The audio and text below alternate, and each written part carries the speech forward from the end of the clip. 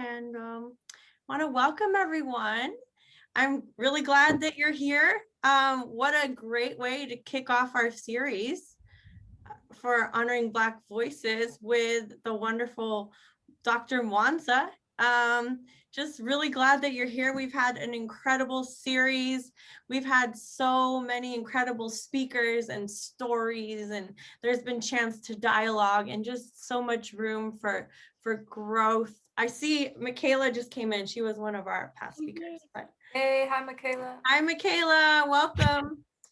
We're just getting started. A little bit of housekeeping. You are totally welcome to engage and ask questions, but I ask you do that all in the chat. Keep your mics muted. So this is a good time to just mute yourself for now while we're getting started.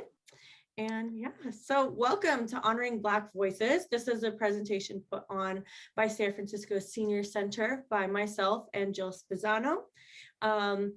And it's been a great series. This is our finale, but hopefully not our last time doing one of these events. And I want to talk a little bit about honoring Black voices and how it connects to living while aging well.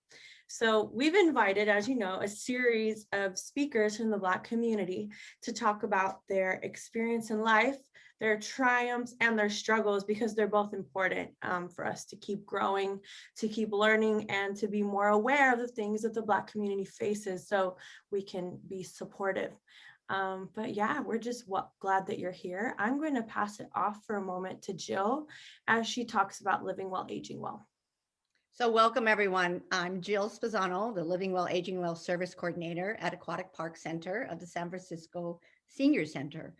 Our Living Well Aging Well has its roots in the knowledge that it is the stories that will give us the deep insight into the knowledge and understanding of the rich diversity and culture of our community.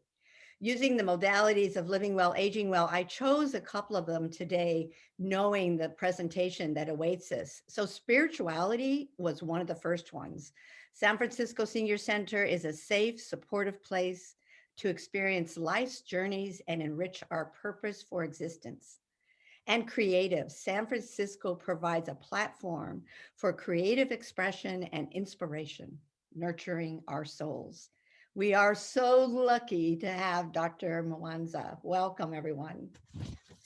Welcome, Dr. Mwanza. I think we have introduced you every week, so we've built up this anticipation. We are so happy to have you, and I don't want to take away from your time, so I'm going to pass it over to you. Okay, I just want to say good morning again, and thank you all. And I'm going to add to my name in the front of it because I am also an ordained deacon. So I am Deacon Dr. Mwanza Furaha. I'm very proud of both of those. So I had to say that. Okay. For me, being asked to do this is I've been interviewed about things before, but I've never been asked about my life experiences before. And so I wanted to really try to give a timeline about what went on with my life, especially at this point, being 75 and being born during Jim Crow, which I know has defined some of my thinking throughout my life as a result of that. You know, when I was born in 1945 on a Sunday morning at 8 a.m. and in Kirbyville, Texas, to my mother and my father. My father was Benjamin Franklin Breed Sr., and a picture will be of him in a minute. That's my dad. And I really didn't get to have a relationship with him. I can vaguely remember seeing him once in my life. So, and I just got this picture about 2.5 years ago. My oldest brother in Texas sent it to me. So I finally had something of him.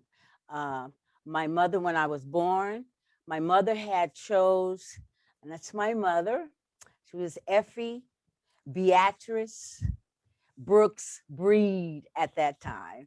And this was later on when we came to California. And in fact, all the photos of my mother from when we were in California. I don't have any pictures of her from Texas. I actually took that one. But my mother wanted to name me Joanna Blondell Breed. Her favorite actress was Joan Blondell, who was a famous Caucasian actress at the time. And because of what was going on with racism at that time, they decided that she should name me that. So they took the Joanna off. And by the time my mother got straight and realized what had happened, I was forever Blondell Breed, they thought. Okay. But so soon as I came out the womb, unbeknownst to me at that time, I experienced my first racism directed towards me. And then, so at the time after I was born, my mother moved me to Beaumont. And my brother, she brought him with us, but then she took him back to Texas, to Kirbyville. And so what I didn't know, and we didn't find out until years later, my mother moved to Beaumont because she had an opportunity to go to culinary school. And I still haven't been able to find out where she was able to do that, because they weren't really allowing Black people to intermingle with white people in almost any kind of thing. So, but we found out really, really years later. And because of that how you couldn't be proud of your accomplishments back then if you were African American. My mother kept that a secret her whole life. I mean, it just came out. She had stopped cooking by the time we found out that she had a degree in culinary from culinary school. We never knew that, because if she had told that she had made this accomplishment, they just thought she was talented, then she would have been dubbed an uppity N-word, and she wouldn't have been able to get work. So my earliest memories are actually from being in Beaumont, Texas, not so much Kirbyville, Texas. And when my mother and my father were together for the short period of time they were together, because my father gambled and my mother was not the waiting kind of girl. So when one of those times he left and he didn't come back time she left, she got her suitcase and she went on her merry way. But my brother, there's a photograph of my brother, Franklin Hall, and myself, where we're standing. That's my brother. And he is actually not, he's one of my older brothers. My brother, who you're going to see in a couple of minutes, Ben, is actually my oldest brother. And then Franklin. And so this was taken actually on his birthday, New Year's Eve, about 4 years ago. So he lives in Stockton, but he was in the world. And my brother, Benjamin Franklin Breed Sr., he's up next with his wife, my sister Pearl. And the reason you have a picture of the both of them and not just my brother is because they've been together since they were kids. And so I don't think there are any pictures of them without being with each other. So this is a love story that has continued for decades and decades. And that's my oldest brother, Benjamin Franklin Breed Jr., and he's a reverend. So the thing with the deacon and the family thing doesn't fall far from the tree. It's 4 uncles. My youngest nephew by my brother and this Pearl, his name was Aaron. Aaron was also a minister, and he was killed in a car accident about 4 years ago now.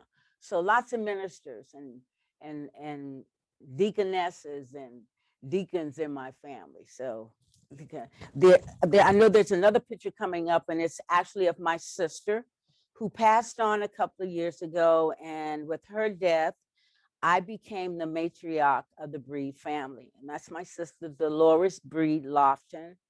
And we actually didn't have a real close relationship. When I would talk to her, I would call her. And when I went to, she never came to California. My brother did, but she never came to California. So she spent her whole life in Kirbyville, Texas, which for me is no. I don't know. I just had a different kind of. I've gone back several times, but she was the one that actually gave me stories about my grandmother, whom they all say I took after. The jewelry, I like the braids and all of those things, and they say you just like Momo. And I went, well, that was my grandma. They called her Momo. And I really don't know what her real name was. You know, I have to ask my brother. I'll call him, my oldest brother, and ask him if he remembers. I'm sure he does. But she told me stories about me playing with her and being with her, and I was really grateful for that because I don't remember anything about her. And so that was the union that when we were in Texas. My mother brought us to me and my brother Franklin to California after she left my dad, because we had different fathers. And in 1956, and she enrolled me in Raphael Elementary School. And but I'm gonna deal with my whole family right now, so we can get. So Rebecca, you could go ahead and show that picture. That is my son, his family. Jeffrey is the one, the tall with the gray beard. Standing next to him to his right is my middle grandson, Dominique. That is my daughter-in-law to his right. That is Mignon Strong. When you come down standing in front of my son, that's my youngest grandson, Jaden. And the little girl, which is the only one, is my great granddaughter, Chanel. So, and I decided to try to just keep it shorter, you know, with it, because I had so much to talk about. Okay. Those are the three boys together. Those are my grandsons. And that is the father of Chanel on the left of Dominique, standing behind Jaden. And his name is Jeffrey Strong. The next pictures are of that's my oldest great grandson, that's Jameson. And the other one is of my youngest grandson, and his name is Journey. And as you can see, we are a Rainbow Coalition family. Okay. All of my family in Arizona, my sisters and brothers there, they are all half Hispanic. And my great grandchildren are half Hispanic as well, except for Chanel. But she has, because of my grandsons, their mother is Portuguese and Irish. And we have African American, then we have also Native American. We have Choctaw and Blackfoot in my family. So we're pretty mixed up here. But okay, after getting to this is all everybody that was in Arizona. I went in 1985 during the Christmas holidays, and I am the only one of my siblings who actually met all of my siblings except one. And she was ill, and I couldn't get to her, and she couldn't get to me, so I never met her. But these are all of my brothers and sisters, and way back then, and like 3 of these people that's in this photograph are no longer with us. So I wanted to get that out of the way. So you met my family, and you know that my name, aside from Mwanza Furaha, is also Blondale Breed. So, and anybody that's wondering, we'll get it out of the way. London is actually part of my family. She is my cousin. So we're very proud that we have a mayor in the family. Okay. After we got here, in the next photograph, you'll see me in the 6th grade, my 6th grade class, and this is the 60s. I put this in decades. And there is a girl standing way to the right, and she has the short crop and she has her arms folded. Her name is Patsy Kane. Patsy became my friend, and she introduced me to her cousin, Danny Duncan. And I can't remember how we got involved in putting the company together. All I know, we became the Young Troopers, and we called her Coco, Patsy, Danny, Pamela Jenkins, and Walterine Ross. We made up the Duncan Company, and we started doing things. And next thing you know, we got other kids involved. We got drummers. And Danny's mother lived on Pine, right on the corner of Laguna. And she had this Victorian house and had this big basement that she had set up like a party room. And we would rehearse down there. Once I got to Benjamin Franklin Junior High School from Raffy Will, my gym teacher, Miss Hannah, Dolores Hannah, became our first manager, agent. She was also my track coach. And she actually got behind us. She started getting gigs for us with local social groups, and we began performing. And as the Young Troopers, I can remember performing for the NAACP and all kinds of events because of Miss Hannah. And aside from making sure that our relay team, because we were quick, okay, we got to go to Fresno and participate in what do they call it? Junior Olympics. And we actually raced against people who had already been to the Olympics, and we took a third. But back then, there wasn't any support for young, aspiring athletes, not here, you know. And when I came here, though, coming from sitting on the back of the bus behind the sign that said colored, or drinking from the fountain that said colored. And I can remember asking my mother why I had to sit in the back of the bus when there were seats in the front and there wasn't any back. You know, she would just say, that's the way it is. That's just the way it is. But when I got to California, and in my classroom, as you could see, we were very diverse. Coming from Texas, all my classmates were Black. We were not integrated at the time when I came here. So that there was a whole nother different thing for me, and how I navigated the world from then on, because it gave me the sense of what my mother always said: where there's a will, there is a way. Except for when I told her I wanted to be a singer. She told me, only loose women want to do that kind of stuff. Do you want to wind up on the in the red light district? I'm a kid. I don't know anything about the red light district, but I found out later on what that meant. But it would seem like it just wasn't smiled upon. And she really, for years, she did not support me being an entertainer. But I was gifted with, thank you, God, with determination, with being self-motivating, and being very disciplined. And the young people that I met when I came to California all had the same type of traits, and that we were given as for some reason.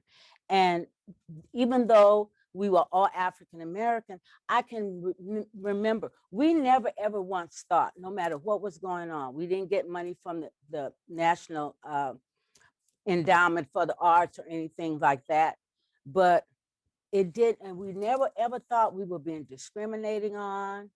we just kept pursuing our big dreams. And we got better and better, and we kept getting work. And later on, when we and we're still in the 60s, I because I don't know, I wanted just more than a company, because I sang, and at the time I was doing a lot of dancing, and I wanted to pursue my singing. So I started venturing out from the company, and in doing that, I started kind of freelancing. Not that I knew what that was, but I managed to get a job as a cocktail waitress and at Pal's Rendezvous. And this is like years later, because stuff is going on. And I'm now, well, I take it back. I'm going to take it back, because I have to go back to 1963 when I had Jeffrey. And I also have to go back to 1961, when I lost my virginity to rape. Uh, and I wanted to mention that because I found that the statistics are that if you're in the room with 6 women, 5 have been raped. So this is a very interesting statistic. So I wanted that to be known. But we were actually being exposed to a lot of adults. I went with my cousin someplace, and she was the only person I told about it. That was okay. That's my son, Jeffrey. And that's when he was 9. And that was taken on a photo shoot with the Duncan Company, because we outgrew the Young Troopers, and we became the Duncan Company of Performing Arts, which was way too long. So later on, we shortened it to the Duncan Company. But we were working, and we were working a lot. We were doing all kinds of stuff. But my side thing was Pal's Rendezvous. And it was interesting because, and I know there's a picture of my mother and I. That's me. That's some of my side stuff. Okay. That's me at Youth for Service. Actually, there was a nonprofit organization called Youth for Service, because I did take what is it, the classes to be administrative assistants and secretaries and all that, because that's what my mother really wanted. So I took those classes in school, business courses, and I was pretty good at it. So I could always get jobs during the day doing this kind of work. But my nights were devoted to entertainment. And at Pal's Rendezvous, I had, on my 21st birthday, my mother came and she catered. And my boss found out that day, that's that picture, that I hadn't been 21. I had been working there for 8 months. And I had began singing with the band because I knew Bill Elliott. I met him, and Bill Elliott was married to Dionne Warwick. And the guy who had the gig was Bags Costello, and he was the first person I ever worked with that played vibes. Later on, I worked with Yancey Taylor, who also a vibist, but Bags, and he wore the turban, and Bill was playing drums. And because I knew Bill, I got to sit in one night, and after I sat in, then I was singing with the band, but I didn't stop my job as a cocktail waitress. So I kept all of that going, and I turned 21 at Pal's Rendezvous, and Pal's Rendezvous is still on Divisadero on the corner of Page Street in San Francisco. The boat then used to be down in the next block between Oak and Fail. And then the block after that, between Hayes and Grove, there was the Half Note and the Sportsman Inn. The Half Note, George Duke, Al Jarreau, all of these people used to come. And right on the corner was a theater called the Harding Theater. And the Harding became actually a place where you could do performances in. And we later on, we actually got to use it for that. But at the both end, Hugh Masekela, Miriam Makeba, Odetta, just several, Big Black, that's where I met Big Black, who I'm still in touch with today. He lives in Palm Springs now. Amazing percussionist. And Black likes to say, I'm the bebop drummer. I'm the bebop drummer. Cause Dizzy says, no, cause Dizzy says I am. I gotta drink, my mouth is dry. Dizzy Gillespie is who was talking about. And he recorded and worked with Dizzy Gillespie, Sarah Vaughan, and all those people. So I did hang out in the both end, and I got to meet some of those people. Odetta and I became friends, and we interacted together for a long time. The last time I saw her was in Specs, which is owned by a friend of mine now who lives in Lagunitas, Ellie Simpson. And I have a painting of hers. She's an artist. And I went in, and Odetta was there, and I sat down, and I went, Odetta? And we actually spent the evening together, and that was really the last time I saw her. And all during the time when I was at Pal's Rendezvous after that, Bill was booked because that was his thing. He was really good, excellent drummer. But he had a booking with Richard Groove Holmes. And Jack's was a place that I had passed every morning going to school, especially when I was going to Benjamin Franklin Junior High. And I got to be on stage with Richard Groove Holmes because of Bill Elliott. And I got to sing. And this is a true story. When I got on stage, when he asked me what I was going to sing, and I said I was going to sing Bewitched. And he said, what key do you sing it in? And I said, I'm wild again, beguiled again, a simpering, whimpering child again, bewitched, bothered, and bewildered am I. And he was looking at me to put his hands on the keyboard, piano. He picked out the key. He did like this. And so I sang after they called me up with the band, and we went through it. And when they took a break, I went over to him to thank him. And he said, young lady, he said, let me tell you something.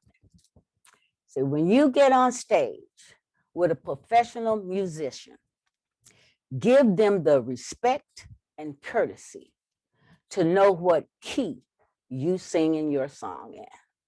So I want you to get you a pen and a paper, write down your song list, and I want you to get with a musician and learn the keys to your song and write it down.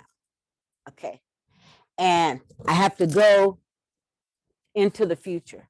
When I got to Seattle, Washington, and I was working with Terrell, we got one night, he was there. And we, after our prospective gigs, we all met up to have breakfast together. And I sat next to Mr. Holmes, and I got to thank him for taking the time to give some advice to an aspiring young singer who was green as grass. And he was, at the time, was a legend, because that doesn't always happen. So I came full circle, and I got to thank him for that. So I was grateful for that. And all during this time as well, the Duncan Company, we doing our thing.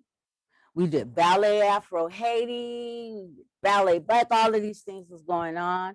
And again, with that, I was also still pursuing singing and doing things outside of the company, but I was with the company for 17 years, consistently, except in LK pretty much. But evidently I signed a record deal, and I don't remember doing this, but it was with Kent Records, and I recorded a single, 45, And at the time, they built the group around me, and the group was called Blondell Breed and the Imports. So I'm working with the Duncan Company. I'm working with the singing group. And because now we're up to 1968. And so stuff is just happening. And Zach Thompson, who was one of the mentors, especially for the company, he got an audition for us with Dr. Maya Angelou, who wasn't a doctor at the time. And Danny and I got cast, long story short. And we became, for all intents and purposes, her co-stars for the series Blacks, Blues, Black, which was collaboration with KQED, and which is also now, because she became a poet laureate later on in life, made Danny and myself a part of American history of his, yes. So I was really happy once later on when I started doing some things about her. And I'm gonna go from into the 60s into the 70s. And that was actually I acquired, that's the record. And this happened a few years ago, who is still a mentor of mine, and I'll mention her a little bit later on. She was in touch with the producer who had this stuff, and she gave him my information. We talked on the phone a couple of times, and he mailed it to me. So this is the actual CD, and they evidently did some kind of big show, and this was all part of it. And on the back here, number 3 is When I See My Baby, which is the CD that we recorded. I mean, yeah, the record that we recorded, the 45 that we recorded. So that was that. And I still have it, so I'm happy about that. And then moving on to the 70s, because that was also in 1968. With Ella Jameson, I just mentioned this woman, because she was also by then doing some projects with the Duncan Company. I don't know how she and Danny met, but she was working with a recording group for Warner. They had a contract with Warner Brothers, and it was called the Apollos. And one of the girls was sick. They was like being booked year in advance, pretty much for everything. And she asked me to audition because one of the girls was sick, and I got the job. And we went on tour with Billy Eckstine, who was my mother's favorite singer. So she was on me about bringing back autographs for him. And so we went and we did a tour of Texas, and we only worked country clubs, which was really interesting.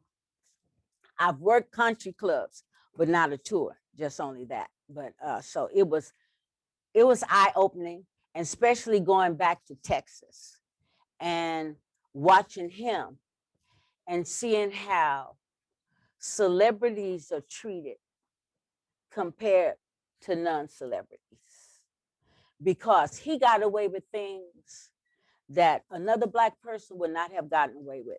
He called every woman who was a waitress during the time we was on tour miscarriage, and they answered to it. I don't care what their name tag said. He called them miscarriage. But he was really sweet to me because I reminded him of his godchild, Kim Weston. This is actually Ballet Black, another one of the Duncan Company productions. And we were getting quite a bit of press. And Gun High is a high school in Palo Alto. And it, at that time, had a new auditorium that had state-of-the-art equipment. The stage moved, the lights did things that other school did. So we wind up doing Ballet Black there. And something interesting happened there one night during the show. There was a number in the show called Marie Lavoo. And Marie was a voodoo princess. And we was going to practice this ritual. And it was supposed to have been based on true events. I can't attest to that. Anyway, we couldn't have chickens. So we got something that simulated that. And we did this ritual on stage. And I'm serious. Something happened. Something happened in that auditorium that night that we conjured up something. I swear we did. And we all felt it. But we had some people in the audience who literally got up and ran out of the auditorium. So whatever that energy was that happened, it never happened again, but it happened that night. But we were those kind of entertainers where we really tried to be in the present of whatever that energy was, that character, that stuff we were supposed to be portraying. We really tried to live that. And we weren't trained. We all took some kind of class somewhere. We reached out to anybody who was, Ed Mock came through, opened a studio. We took Ed Mock's class. Zach, we took Zach's class, and Zach was that person who was born in San Francisco that went to Paris and worked in New York. So when he came back home and he embraced us, he saw we were talented and he really tried to help us. He died early. But what he did do for us was the Maya Angelou piece. And this documentary that I'm working on is actually coming from that, because I got interviewed about that piece and it forced me to go and review the 10 episodes. I knew I was in 1 and 2, and I knew I was in episode 9. I didn't know I was in 8, 7, 8 episodes. But in episode 7, the Duncan Company was listed as innovators, trendsetters, and the go-to company in the Bay Area at the time. And so I went, oh my God, I didn't know we had that kind of reputation back then. So that's why last year, when I was at Marie's, where I called Danny and I said, and that's Danny Duncan that you're looking at. And the piece where he has the headdress, he used to do things. He did the bird, he did the drum dance, and Danny actually wrote, directed everything we did. He was one. And we moved from actually being just a dance company and to actually doing real theater pieces like Blackbirds. And I know Ella was in Blackbirds. Carmen McRae was in Blackbirds. I had a scene with Carmen McRae in Blackbirds, and she actually became my friend. And she was working at the Great American Music Hall, and I would go with her to her gigs, and I would get up on the mezzanine floor and I would look down at her on the stage, and she would just scat so effortlessly. She was just, oh God, it was just magical to watch her. It was like she was in her own, I don't know, it's hard to explain, because she just performed so effortlessly. And I asked her one day, to show me some scatting stuff. And she asked me to demonstrate, and I did my little pop, pop, da boo, pop, pop, da da, and tried to use the vowel sounds and stuff. And she told me to take that and put a consonant in front of all of that, and it would give me some other places and some other things to think about with scatting. And I could really develop a good sense of scatting by doing that. And I do that to this day, really, when I use it because of her.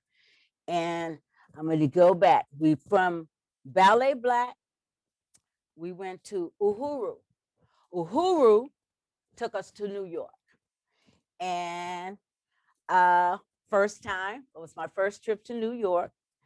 And that was in 1972 in March, because I did make notes. And we was there for a while. I wound up staying there 3 months after the show closed, but I got injured. When we came back to California, I missed this. I fell in love in New York. Came back to California and got married. But one of the people who actually, he was our business manager, but he was also a prompt performer. And you're going to see a picture of Earl Young a little later on in this. Earl, what I was going to tell you. Okay. I met Correlates. Earl was our business manager. We came back, but he wrote a piece. That's what it was called. What is a Black woman? And I was looking to try to do a one-woman show. So I took his piece and I did his piece as a one-woman show. And there it is. And we toured it. I did the library circuit with that particular show. And Earl is gone. And he was really the only business manager that I ever had that helped me with my career. So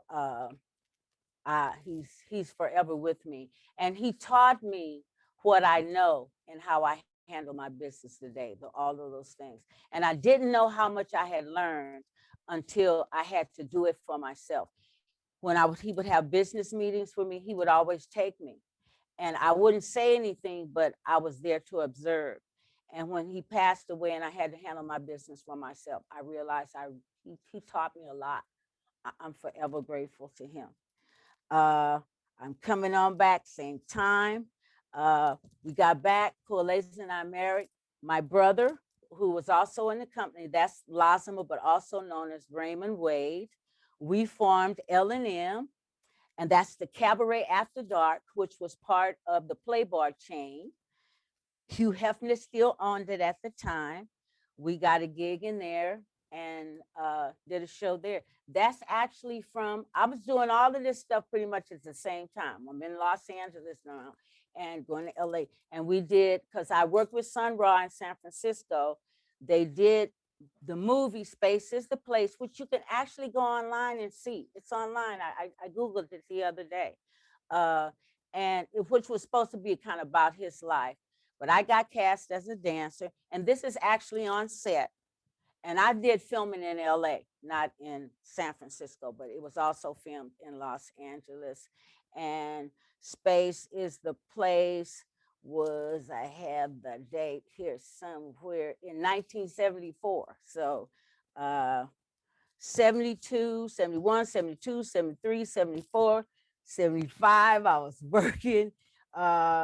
Kept doing some come on into May of 1977.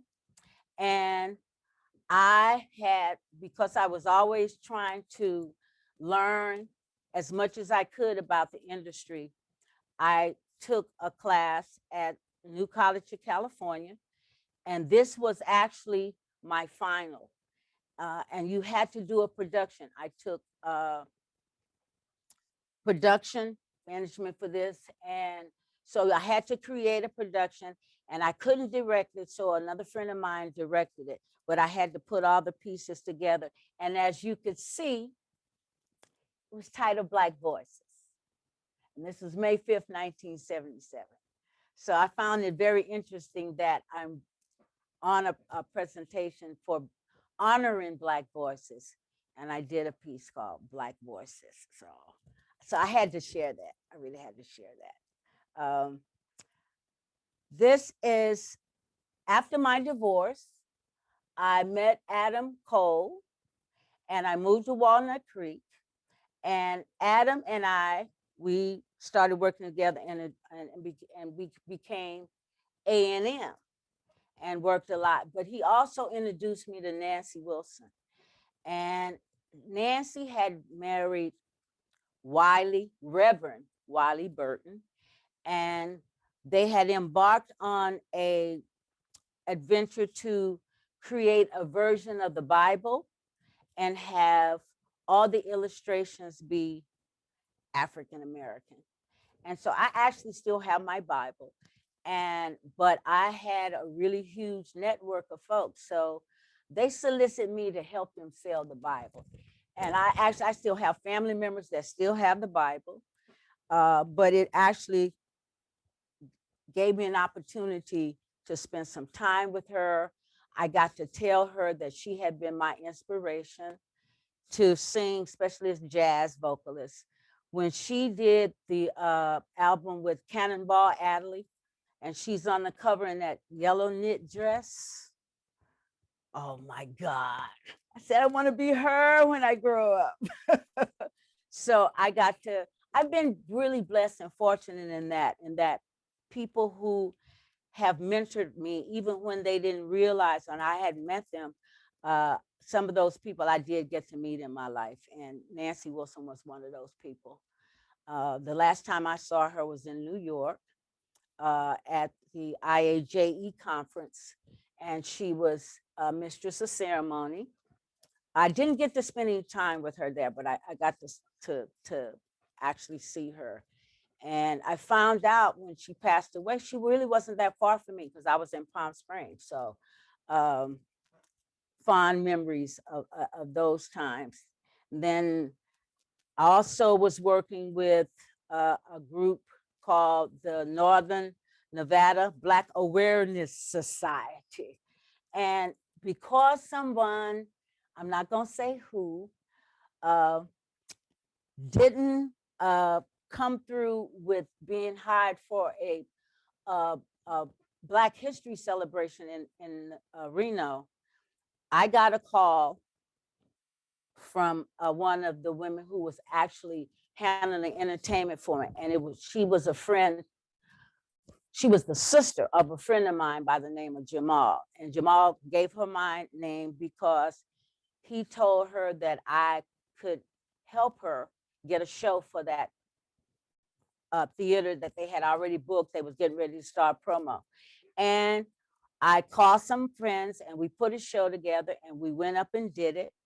And it actually turned into a relationship that lasted for 9 years. I went to Reno, Nevada in February for Black History Month and in June for Juneteenth, for those celebrations for 9 years until she actually resigned the position and someone else came in, and then they took another direction. The last performance I had up there with them was I collaborated with the Lorraine Hansberry Theater, who I'd been involved with for a while. I interacted with them for like about 6 years. And we, three of us, Marcy Henderson, Michael Brown, and myself, we put some stuff together and we went up and I drove my car in the parade. I still had, because in 1 year they made t-shirts and they put their logo on it. And you're going to see this a little bit later on. And it's like 2 arms, like breaking the chain. And they had 3 colors, red, green, and gold. And I got a t-shirt in every color. So when we went back up to perform that time, I had the t-shirts. So we wore our t-shirts and they had made this banner, but we were the only people that participated in the Juneteenth festival that day that had the logo on our chest because nobody had kept their t-shirts. I tend to try to hold on as much stuff as I possibly can. So then, right, we're at the 80s. And in the 80s, Laz had moved to Los Angeles. That's that's Earl Young. That's on the right. I'm in the center. And that's Harry Dalva, who worked as the librarian at Benjamin Franklin Junior High School, and Mr. Dalva, well, we called him Harry. When we were that young, he came on board with us. He stayed with us throughout our lives, supporting us with our careers. So he was in New York. Earl and I, at this point, when I moved to LA, I moved in with him in his studio, his place. He was like a 1-bedroom. And until I found my own place, which was in Hollywood. He lived in West Hollywood. I moved on Sunset in Hollywood. I got a studio. And this was before the time he was now my business manager. And he planned a trip, and we went to New York. And he knew Miss Horns, Lena Horns, business manager. They had been friends for years, and she was doing her one-woman show, A Woman in Her Music. And I got to go backstage, and I got to meet Miss Horn, and we got to spend some time with her during the time we were in New York. And she actually did something for me later on. But we left New York and went to Acapulco, and really seeking work for me. I actually got to perform in a couple of places there, and they tried to give me some work, but I didn't have a work visa. So I knew not to take a job without a work visa in a foreign country. So I said, no, I'll be back. But they treated me like royalty. There's a picture of me sitting out on the courtyard of the Via Era Hotel, which was so high end. I mean, it was beyond 5-star. Okay. But we wasn't staying there. We were staying next door at another place, but I had carte blanche. I mean, they really treated me like I was a star. I walked into, one night we went to this place, and it was this woman, this French woman who kind of hosted us there.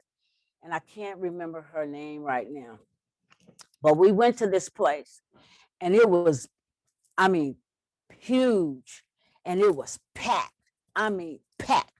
Standing room only everywhere. And we walked in, and they told them we was there, and they saw me, and they said who I was, and they said, oh, like this, hold on. And we stood there, and then when they came back, they got us, and we went down, and they had actually taken some people from a table down front and seated my party. They literally treated me like royalty. It was wonderful. I had limousines for me, but I'm a starving artist, but I'm getting treated like I'm, so those things have been really wonderful for me to have those kinds of things happen. And we came on, that's when I left. After coming back from that, I got a gig in Seattle, actually. And I had a choice between Atlantic City and Seattle, Washington. But Atlantic City was only going to be for 2 weeks with a 2-week option. And my gig in Seattle was 90 days with a 90-day option. So I took the 6 months. And I got up there, and Terrell and I didn't last long. He was a guitarist, but he was very, very, very trying to be controlled. Turns out she was calling their room at the same time and wasn't getting an answer. So then she called me and asked me did I know where they was, and I said no, because it was a holiday in Canada, unbeknownst to me. So I had actually walked out on the street and was gonna try to go do a little exploring, and I went, I'm not gonna know how to get back, because I wasn't gonna be able to remember any landmarks, because everything looked the same to me. So I went back to the hotel, and she actually came and picked me up with her 3 daughters. And at the time, Melissa was like 18 months. I think Melissa is about maybe 30, 31 now. I know she has because maybe a little, because she has, oh, y'all know she's old. I think she's just been made a grandmother. And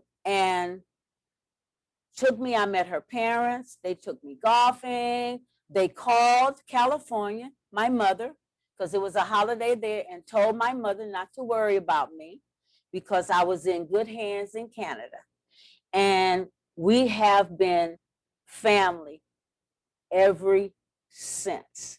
I talk with her, I see her. I mean, my journey, I've met some wonderful people in this. And then we went back again to open a new club called Richards on Richards. And we had some other musicians with us, and we got there and they had the spotlight outside and they had all the high-end cars and people was in their leathers and all this. And we came on stage in formal wear.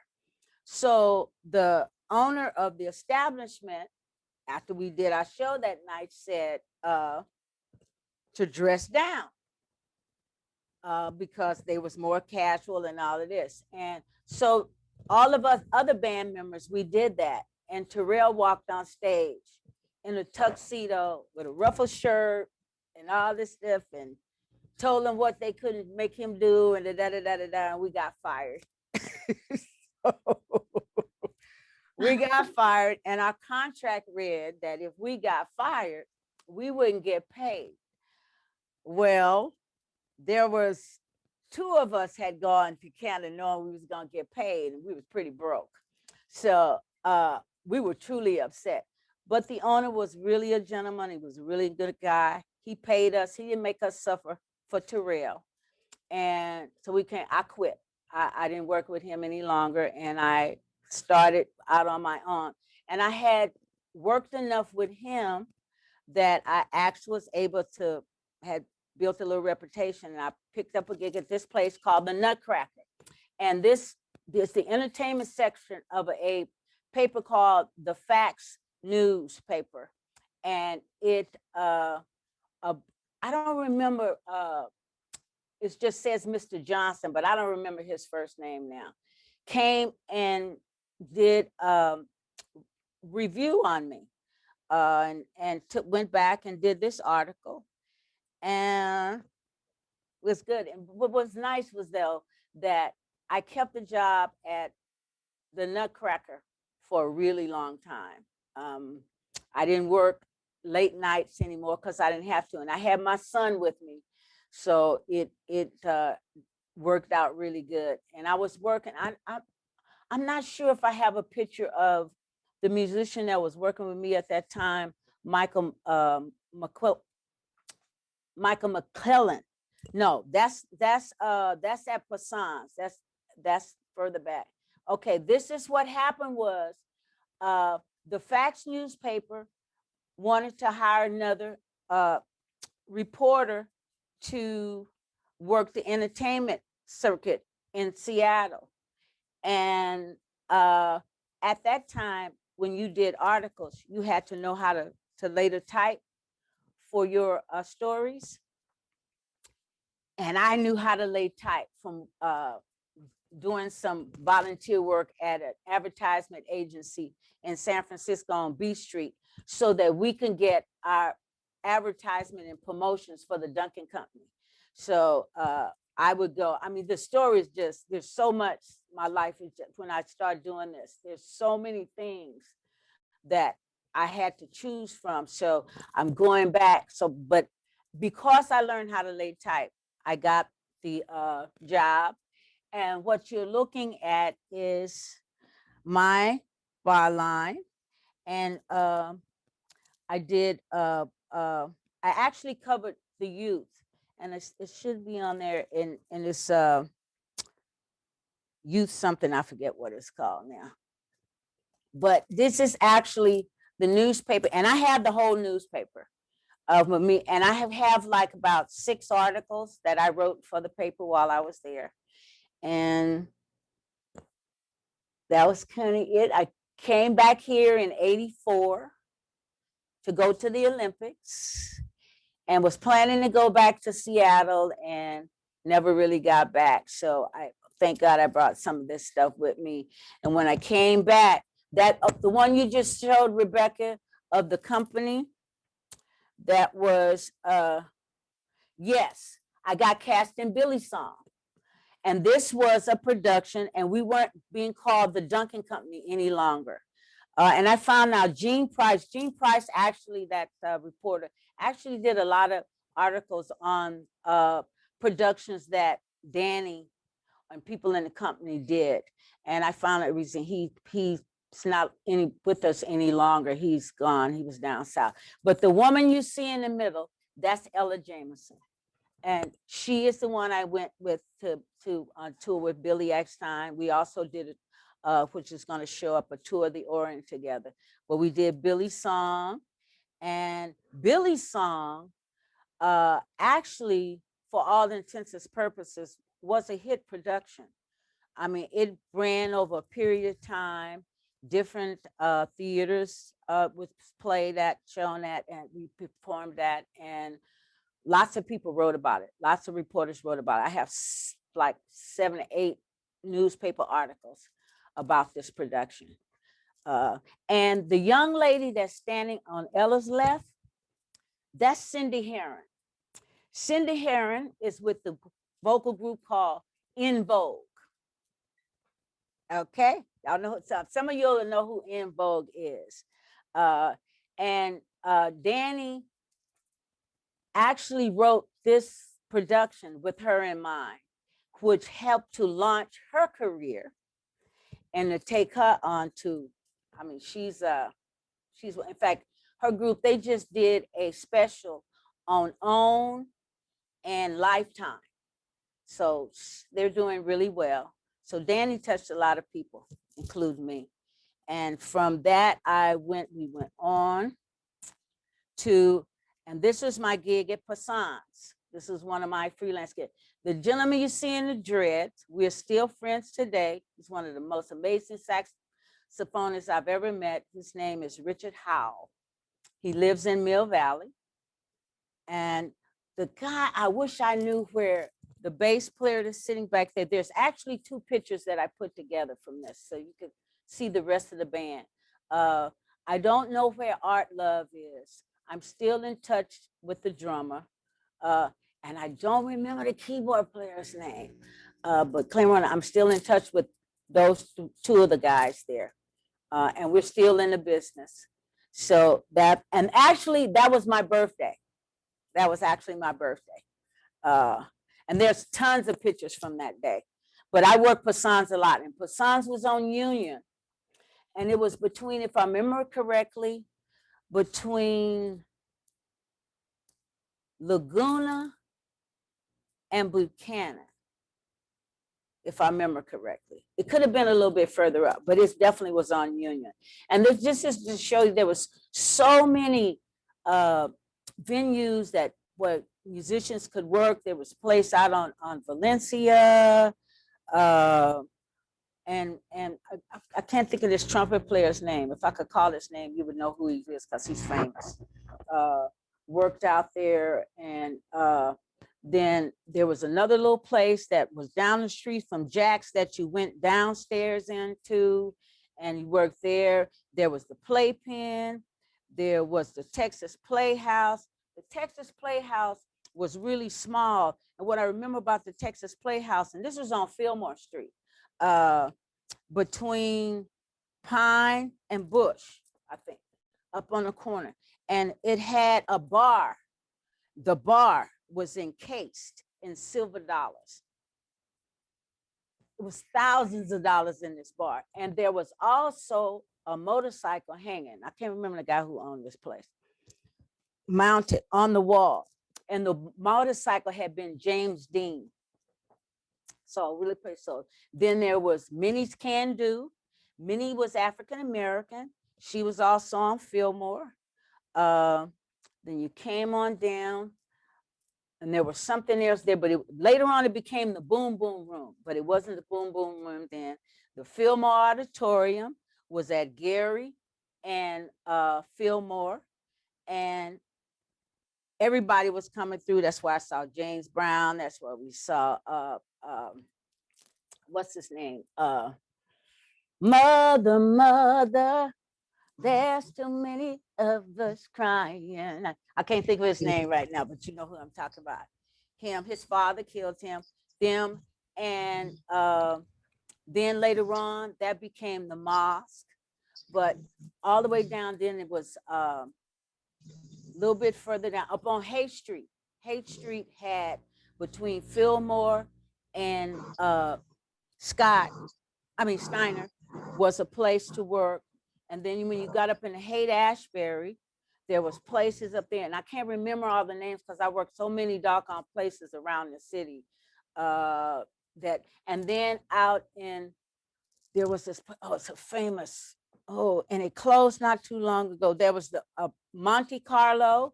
I worked in Monte Carlo, it closed, but one came up, was it Sam Jordan's? I think it was Sam Jordan. It was on 3rd. So it was lots of places to really work. And then when I worked with Adam, there was the LBGTQ circuit and the Scene, the QT, all of these places. And then there was a Purple Room. I remember working that.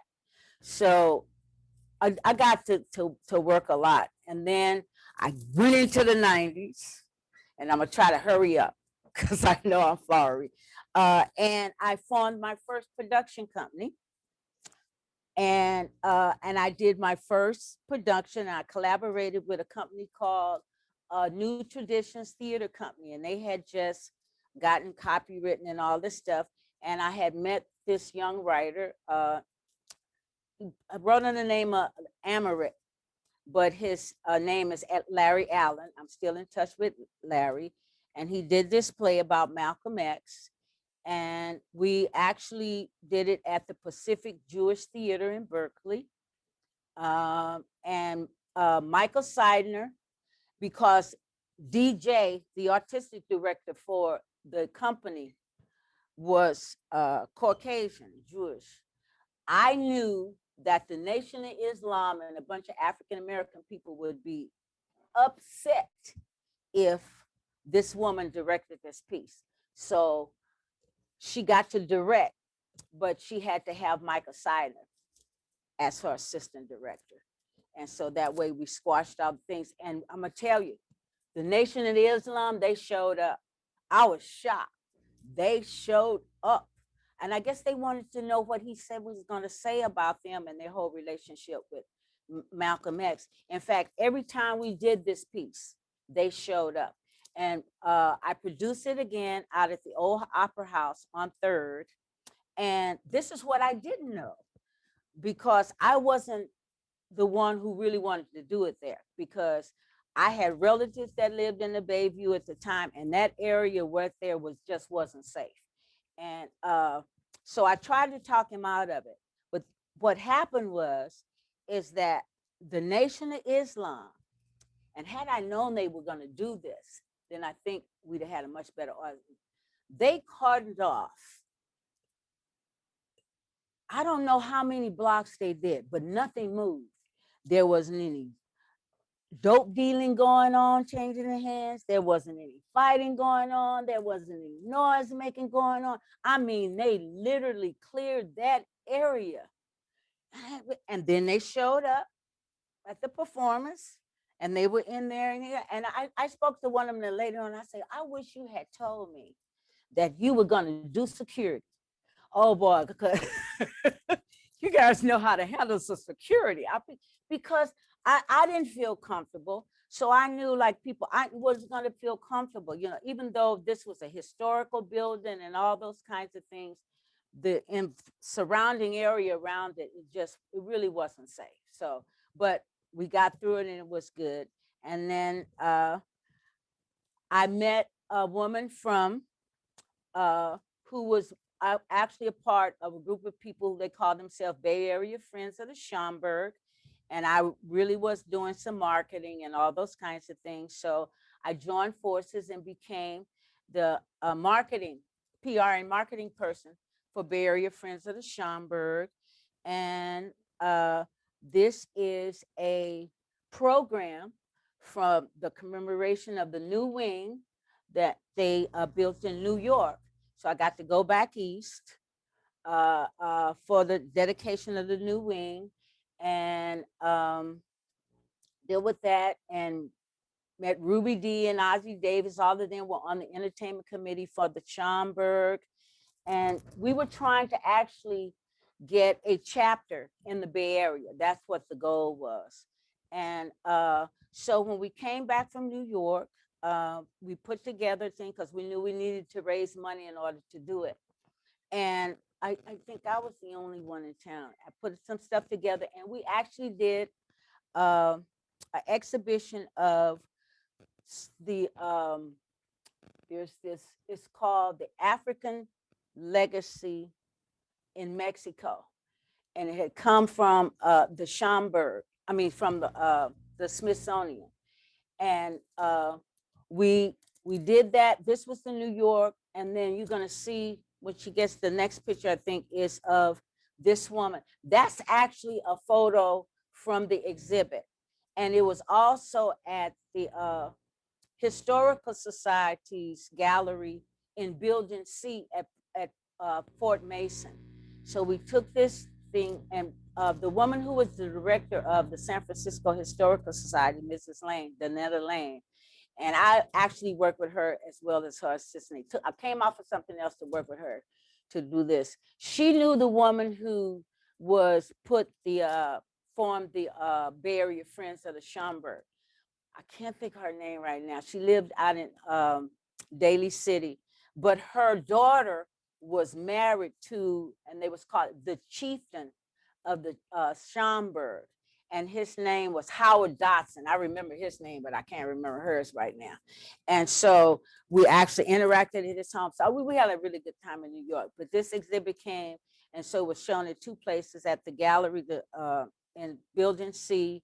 But this was done in the rotunda at City Hall up on the second floor. If you see the other side of it, it tells you where it was. And they actually closed out that building and let us do this thing. And we raised some decent money, but not enough to form the chapter. So, and at the same time, I got involved with the Lorraine Hansberry Theater. I worked with the Lorraine Hansberry Theater for 6 years, off and on. I was in it consistently for about 3 years, doing each season. Did lots of shows. I was choreographer. I worked the box office. I worked the business office. I wore headsets, backstage. I worked on sets, you name it. I really got involved with this theater company. And this is one of the productions that I was in.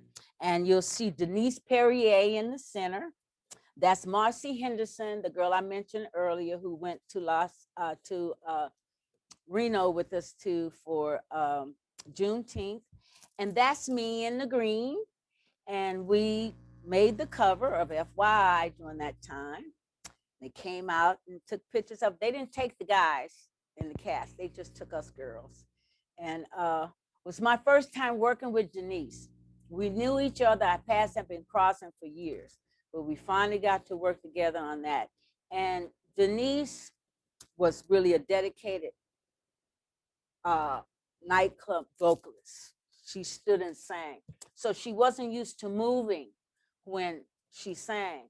And so it became my job as assistant choreographer, because if I remember correctly, Danny Duncan did the choreography for the show. So I would pick Denise up from her place on Sutter Street. She lived right off the corner of Van Ness. And then we'd go down to the theater. I'd park. I'd come in a couple hours early. And I would work with her choreography. So when we got to rehearsal, she would get on speed. And then there's a picture of the whole cast. That's all of us. And that was at one of the festive parties or something that happened. That's Denise, Marcy, Richard, that's Daniel White, Michael Brown, and me. We were the cast. And this show was actually based on a true story about those traveling companies of Black people who used to go, and they call it the Chitlin Circuit, and play all of those little places back in the 20s. And also this One More Time was based on that, from that time. So, and I'm still in touch with all of these people except Marcy. I'm not sure where she is, but everybody else I'm in touch with. So we're all together. Then from there with the Lorraine Hansberry Theater, that's an award. This is another show I did, and I wanted to show this because, and I heard something recently that the Lorraine Hansberry Theater at one time got funding up to as much as $1 million. And I don't remember any of that at all. It definitely wasn't on my watch. The most I can remember them getting was like 125,000, and that was for a season. And at the time, ACT was getting 125 grand for one show. And so we managed to put this season. You know, that I want to explore because I don't remember that. I know they didn't, because if they did, they would have been able to afford their own building. And Stanley and Quentin never got a building, and that was really one of the downfalls for this company as far as I was concerned. You know, but they got this award for Your Arms Too Short to Box with God. Another one of the productions. So that was one of the things which I thought was nice to show they was getting. But Ozzie Davis and Ruby D was coming through. August Wilson came through. I remember working the house when August Wilson was there when they did Jitney. And as a result, though, I have books, their books, and they have their autographs. I have Ruby D and Ozzie Davis autobiography with their autographs and stuff. Just, and I'm not on stage, but I'm there. I'm working the stage. And actually, that picture that you can see behind me, the ladies of the band, that there was an artist who had her work on exhibition out in the lobby area and stuff. And that picture was by the theater door when you walk into the theater. And I saw that, and I always wanted to be a part of an all-female band. So when I saw that, I found out who on it and I purchased it. So that actually was purchased from the lobby to the Lorraine Hansberry Theater. Go on, I think we're gonna, okay. And then that is from the last thing I did with the Northern Nevada, what is it? Black Awareness Society. I don't know why they call themselves a society, but they did. And that's the logo. And I still have Michael, because I let Marcy and Michael have the 2 shirts, the extra 2 shirts I had. And I kept the gold one because it matched the program and stuff. But that was the logo, and that was from their thing. So that was from that whole period of time. And as you can see, it's dated. And that last production was 1997. So lots of stuff. That was it. Then we come into the millennium. We're almost there, people. Okay, it came. I had so much going on. But I decided, because I stopped working any kind of stuff in San Francisco during the day, that I really wanted to learn more about the Valley. And there isn't a picture of me with this, but just when during this time, I became the census numerator for 2000 for the Valley, where I live here in San Geronimo Valley. And because I wasn't working in the city, I would pass down, I would walk, and I wouldn't see anybody as the crossing guard at the school. So I walked down and I walked into the business office and I told them I came to volunteer to be the crossing guard. And they said, well, actually, we need a crossing guard, but there is a little stipend. And so it was $10 an hour. I worked 2 hours, but because, as you can see, I have flowers on my hat and I have my leggings on, and it would be cold, so I would be out there and I would be dancing and singing on the corner, and I'd wave at people and I'd say, good morning. And I came up with a jingle about good morning and all that. And it ever got attention, and I looked up and this woman was walking to watch me, and she said, we really want to interview you. We want to take pictures of you. The kids love you. Everybody that passes here are just grateful to see you in the morning because you smile and you wave at people. You're just great. Can we do a story? I went, absolutely. So that's me being the crossing guard for the for the Lagunitas School District, who I've also worked with later on. And doing that, I also got involved with About that one. The Dominican players, also known as the Marin French players. And that was actually in 2003, the first piece I did with them. And that second thing on there, I think you can see, it's called The Interview, was written by, she's part of my extended family as well. I worked a lot with her husband. Her name is Joyce Bailey. She wrote this piece, and she was also on the selection committee for the Dominican players. But that was her piece that she wrote called The Interview. And it was about a woman African-American woman who had just won a Pulitzer Prize and was on her way to Switzerland. And so I got to do that piece. And my aunt had given me a full-length sable coat that had come to her when it was too small. So I got it because I was small. And I actually got to wear that coat one of the few times for that interview. But I actually worked with them again and met some wonderful people with that. Sarisa Dundee, who directed, has passed on from breast cancer, just one of those ladies. I actually found out when I was trying to get in touch with her to direct another piece. And so, but the French players, and then it moved on, working with them. Then I got invited through the Lagunitas School. I sang for the Valley Vision, which is a fundraiser that they do to raise money for the school. And the secretary of the school, her husband wanted to work with me and try to help me get some gigs. But her brother had a production company up in Oregon. And so we got connected, and I actually started going up there, and I worked up there a lot. And this is from one of the things I did up there, which is one of the unusualest gigs I ever did. I've never done another one like this. It was tree houses. Every dwelling on this property was in a tree, and they called it the Treehouse Soul Fest. And I worked with this group. They paired me with another band, and they misspelled my name, but that we did that. It was fabulous. Oh God, that was so much fun. And actually, in Tequila, Oregon, is 4 miles from the California border. You literally can walk to California from where this place is. But it was magical. I've never seen anything like it. Then or since, it was just something. And then there's one more from working with Mike when we worked Selma, and we did this, and I worked with Dr. Ross. This guy was phenomenal with his ear, with making sound in a room. He came in, they had set it up, and he said, you have to change everything. And they said, what? We just got, he said, because the sound is gonna bounce off from this, and it's gonna bounce off from that, and it gotta, so you gotta move all that stuff, you gotta move that over there, and he did that. And I'm telling you, sound-wise, this is one of the best gigs I did with sound. I never saw him again, but what was interesting when we was there for this trip was they had a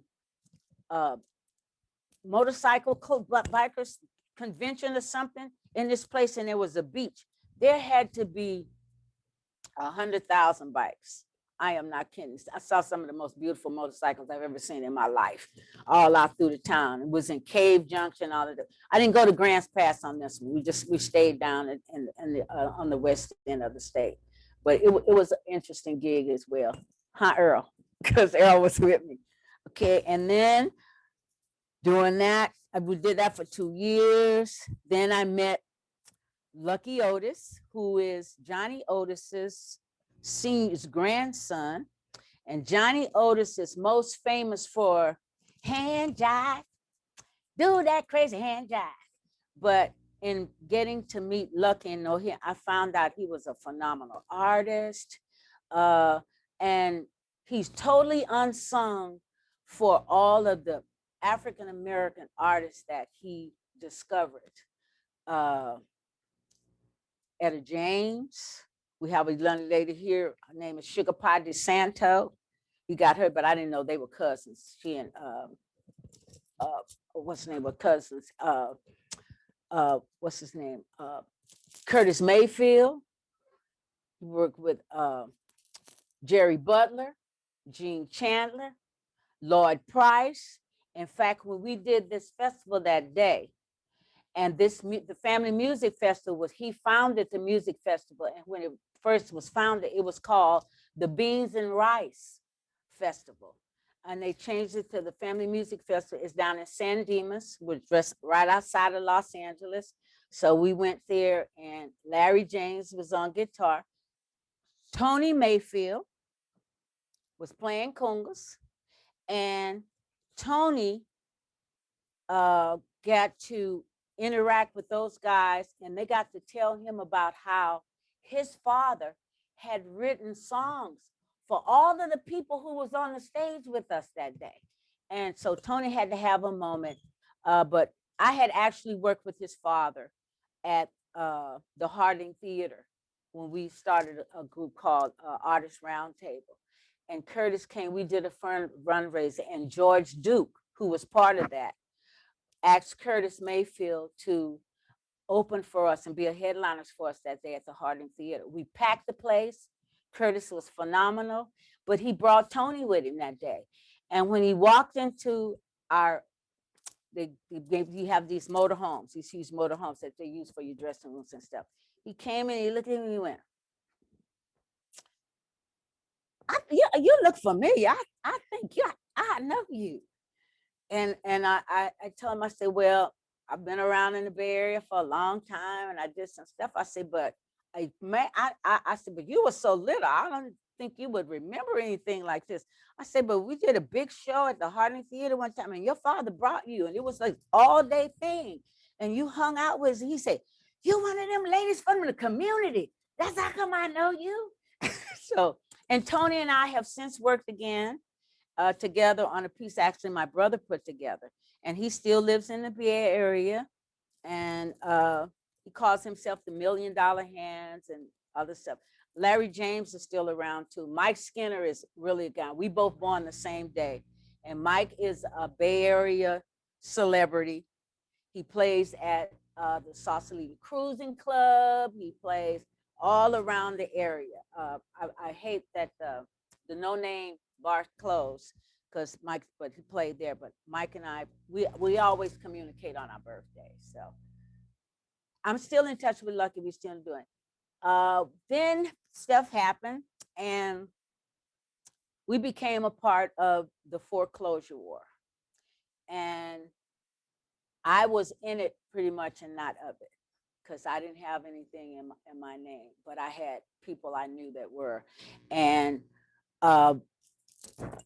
went to Marin Family Action, which is in Civic Center in San Rafael, here in Marin, in San Rafael, over here. And it's right across the street from the courthouse. So Marin Family Action was a gentleman there by the name of Manny Fernandez.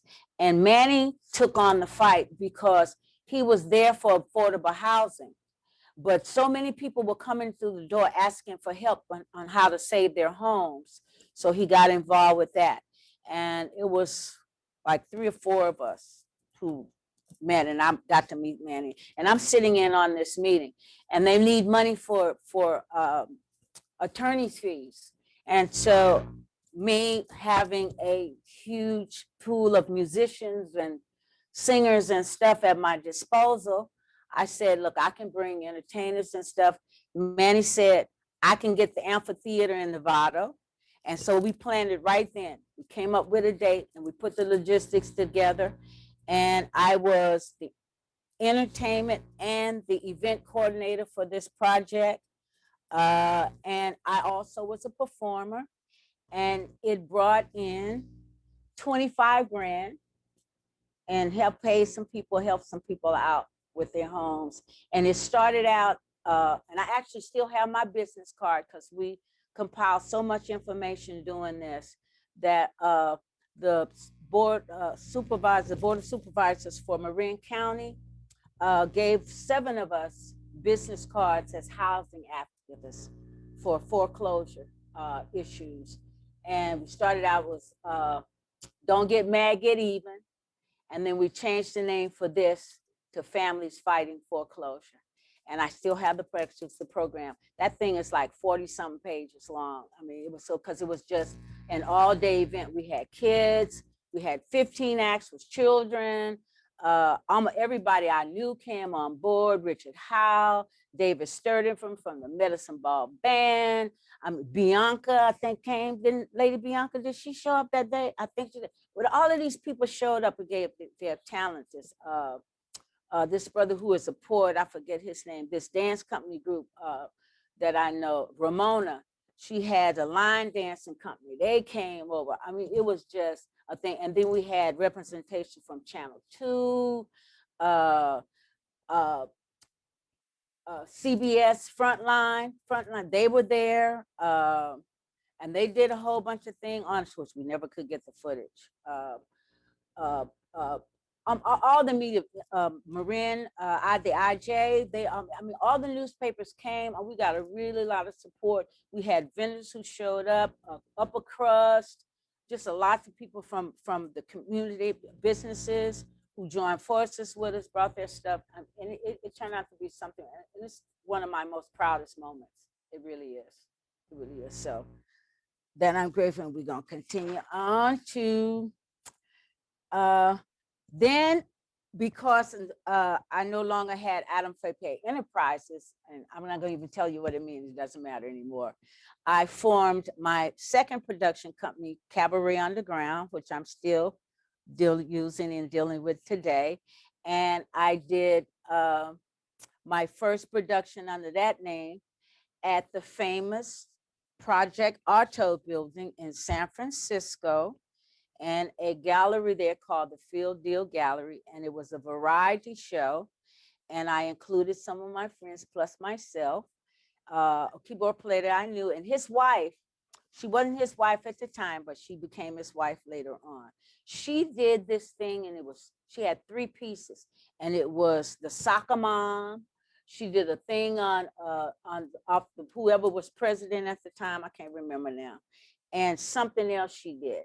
And it was all satire. And I said to her, you should build an act around this because it was hilarious. I mean, it was just so funny.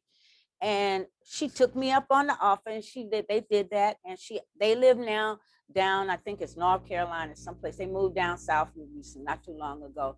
But they put an act together, and they toured all over the country doing that satire song, because she said, I don't have enough material. I said, but you can write it. And that's what she did. And so I'm real proud of that too, that somebody thought what I said was valuable enough that they acted on it. So that's, and like I said, Cabaret Underground is still in existence. And I kept working. I started working at the Two Bird. I went back to the Two Bird. I've worked at the Two Bird off and on for so many years now. Tony is that guy who I can always kind of go to and get a gig. And Earl had Castle Recordings, so he recorded us. I designed the label and all that stuff. We put it together. This is something we mixed, pressed, and put together ourselves. So, and I still have paid homage to that. So, Castle Productions, we did a few things under Castle Productions, and I think Earl should really bring that back up. And in that, somebody decided, a friend of mine, I was in touch with a friend of mine from a band, Snake Pit. His name is Eddie Edwards. And he had a mentor who was ambassador,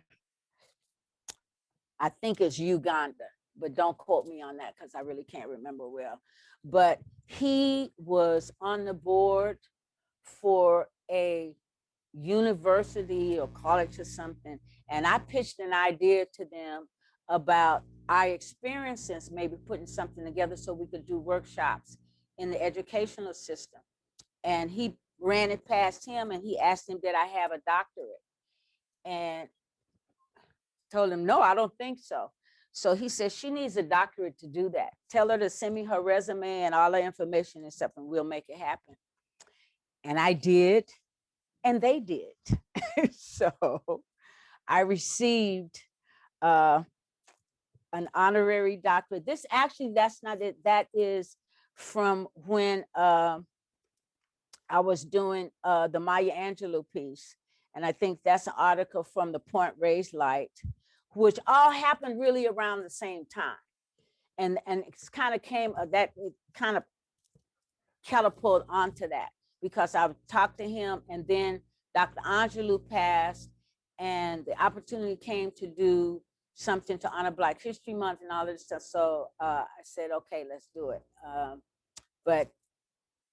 And I forget Bo's last name. Bo followed me around quite a bit. So got lots of articles from the Point Reyes Light, but I'll go back. So where was I? My doctorate, then we did Grace. In fact, there's an article from Grace. I don't know if it's, Rebecca, I don't know if it's forward or back at this point. That's it. That's about the doctorate. Grace Rogers works right for the Nicasio Notes, and it's a little publication that's done out here in the Valley.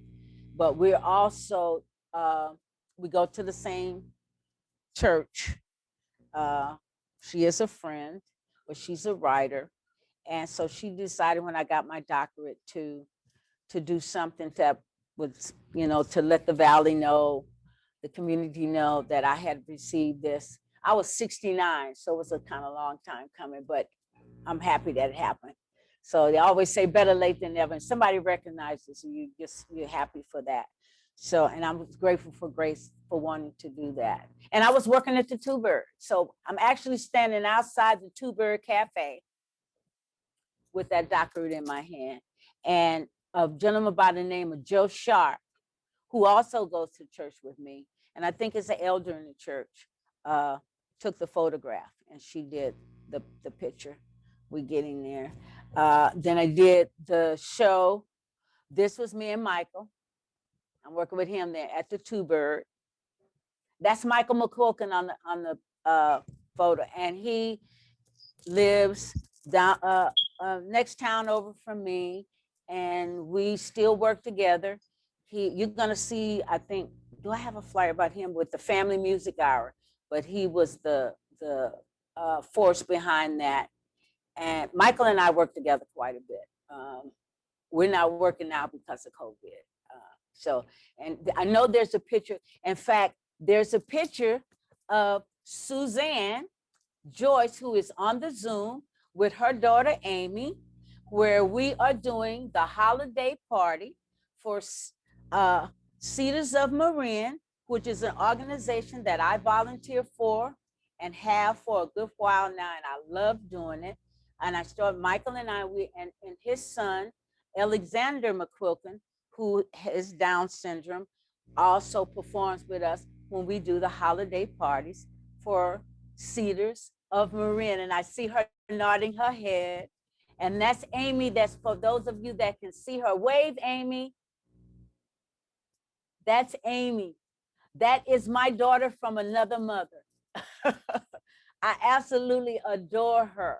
And when I was in Palm Springs, thank you. I have to get I haven't gotten it out, but I'm gonna get it out. She sent me some artwork for when I got my new place. And now I have a place, and I'm definitely gonna put up your artwork. So thank you so much. So working with them and more articles. This is about the production for Dr. Angelou when we did the tributes with her. And the woman that you see in the photograph with me, that is Gail Muldrow. Gail plays guitar, she sings, she writes, she gardens, she's some of everything. But she also was the lead vocalist for the Johnny Otis Band for 10 years. She worked with Larry Graham and Graham Central Station. She toured with Prince, and she lives right around the corner as we speak right now. But I couldn't have done the tribute to Dr. Angelou without her. She aided me. I came up with the concept. I came up with putting the stuff together, but all the music, everything I had in my head, she actually brought to fruition with me. And what was wonderful about it, we did the show on February the 7th, and following year, which was 15, which was my last thing, because this was done, the article was done in December. And the show was so popular and how people embraced it, and it kind of took on a life of its own. And there's another woman that's on the Zoom, and I'm going to thank her publicly about this. She kept, Rebecca Jones. Rebecca actually gave me half the money to secure the license for the tribute to Dr. Angelou, to make sure that it would keep going. God, I get, because I've had so many people like that in my life who come through. Most everything I do, I don't never have a budget. It's just all on determination, and I'm going to do it, and we do it. And then, so to show its license, and there's photos of me when I became an ordained deacon. Oh, that's from the show. That's on stage. That's the day of the performance. And I don't know who took it. That's, I mean, there were so many articles about it. That's, and I think Jeff Godfrey Lee is the one that did this. And that's the Marin County Post. So he did that. And we, you know, I think when you're honoring somebody, you're not supposed to put your picture there. So as you can see, we had to grace the page, the story with Dr. Angelou. She's still with me. Thank you, Kate, and everybody from San Geronimo Community Presbyterian Church, and asking me to become a deacon. I was used to becoming a deacon, and you go and you meet with the pastor, and then you have a little meeting with him, and then you become a deacon. No, Grace contacted me, Grace Jones, that wrote the article, and she said, Mwanza, I am going to be facilitating you becoming a deacon. She says, and just so you know, this is not going to be a short thing. This is going to take some time. So we're going to start here, and you're going to start preparing for this. And so I had to go online. I had to take these tests. I had to pass them. If I missed one, I got an email, and so did she, saying that I hadn't taken it. I had to go back in and take it. Once I did all of that, I had to go to the police department. I had to give them my fingerprints. They did my background check, then they get the safe ground thing. In fact, long story short, it took 6 months for me to become a deacon. And I take it everywhere with me. I love it. I'm so grateful, because I am a liaison to the community, which I was doing anyway. And so to have a title for what I love to do anyway was really wonderful. So I'm really happy about being a deacon. And I just got reinstalled again a couple of weeks ago at San Geronimo. I was deacon also when I was in Palm Springs. So I definitely have been utilizing it. So thank you. And then we come on down. I'm really close here. And I moved to Palm Springs. Before I left, I was doing Jazz on the Lawn with Zoila. And this was a fundraiser that they had been doing. And the only reason we're not doing this, I'm sure now, is because of COVID. I can't remember how many years I've been on the lawn, but Michael and all my musicians would come and we would do this, and they would sell the tickets. And it was actually for money for emergency relief for the valley, for when stuff would go on, if something would happen, if a tree come and somebody had get a window broken out, then they would give money to get it replaced and all those kinds of things. So it was really for a good cause. And those are kinds of things I really enjoy doing. The next one I think is from, you guys will really recognize. Oh, that's from my birthday, when I actually, just before I left to go to Palm Springs, we did my birthday party, and it was at the Sausalito Cruising Club. And my friend who actually invited me down to Palm Springs and showed me the lay of the land, because there was lots of entertainment going on, that's Michael Bolivar. I met Michael in 1979 in Los Angeles, and we've been friends ever since. Another amazing sax player. Those two guys, Richard Howell and Michael Bolivar, top notch. I mean, they're hard acting, they're really beautiful. And he came up on his own dime and played for my party. So, I mean, he took care of me too when I got sick in Palm Springs. So I absolutely love Michael. And when I started working with the Sequoia Living Group's jazz thing, the tracks and stuff I'm going to be using, Michael put together for me. So, and I think the next one is where we're going to be, that's the cabaret. That's the last production I did, a cabaret underground in the Bay Area here. And it was over at Jeffrey's Inner Circle in Oakland. We performed it in Marin City at the Hannah Project Gallery. We did it at the multipurpose room at the school. We did it in the East Room in the community center. And I know Jeffrey Pete, so I wanted to try to get some recognition and some stuff from the East Bay. My son and several families live in the East Bay, and I figured it would give them an opportunity to be able to get closer to come and see the show. And so we did that, and I put that together. That was my little logo for Cabaret Underground. I found that in something, and I stole it, except for the word. The marquee is something that was created somewhere in one of those apps, but I never figured out because I never could get it again. So that was it. The inside of it, there's pictures of, so Sandy White was in that, who is also one of my neighbors here.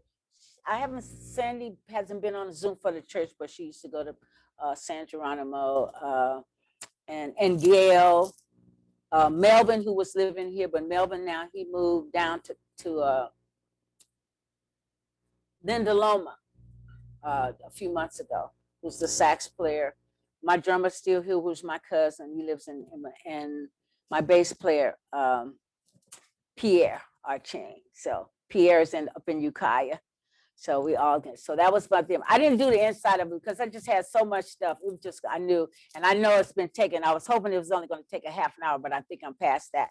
So we're very close to the end here. You guys can ask me some questions because I really want to leave room for that. Another article from the Post, and I'm not sure which ones because it's the San Francisco, but all the Post has been represented. Again, and that was about Dr. Angelou. So the show became really popular. This was when I got to Palm Springs, and I was at the church, but I sent Pastor Dickerson, her name is Christine Dickerson, my credentials and my bio and some stuff, and to let her know that I did have skills to be able to coordinate events. And she really wanted to bring some entertainment and some and artists and stuff into the church. So she let me become the event coordinator for the church. And I was wrong in this because it's not Jazz Heritage Month. It's the Smithsonian calls it the Jazz Appreciation Month. And I was new kid on the block. I'm real proud of this too, because I brought all those people together. And musicians and everything, and pulled this off, and it really turned out to be something else. And they helped the Alex Danson, whose name is there. He helped with the flyer and putting all the stuff together with me, and we worked together on that and pulled it off. And we were actually scheduled to do it again in 2020. And also in that, I became a member of the California Jazz Foundation and a member of the Palm Springs Black History Committee, and worked with them as well. And I did the Black History celebrations with the committee, with the Black History Committee. I drove in the parade. I actually performed in the celebration. And we did some of the stuff from some excerpts from Dr. Angelou and Michael Bolivar, and one of the guitarists from the church, Mike Johnson. They worked with me on it. I sent some stuff, and I knew they could pick up stuff really quickly. And we did it, and we pulled it off. We did like 15 minutes for that. And again, I was new. So, and I was really surprised that people really, I mean, it's like she put that kind of faith in me. But she did, and it came off. And I met Sue Townsley from the California Jazz Foundation. They brought me on when I met with them, and I took some of my memorabilia from things I had done. And then I went on board with them as their PR person as well. and was actually getting involved with them doing something. But then they decided they wanted to sponsor me with a concert for for Women's Month, which was in March. So that was on for 2020. And also, and then I had a festival, not a festival, a concert. It was going to be Jazz Under the Stars. And all of this stuff was on this all. So I'm hoping we're still like rescheduling, putting stuff off for the next year.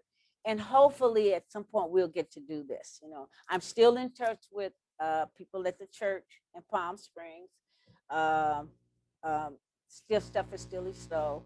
We had lost a couple of people with that, but really for the most part, that's pretty much it. The next flyer is when I was up here from Palm Springs, and Marie again asked me and that's why this culminated to this, asked me would I sing for the senior luncheon, and I did.